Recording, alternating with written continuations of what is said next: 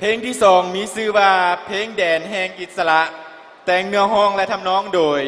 ศรีสนะศรีสาร The second song is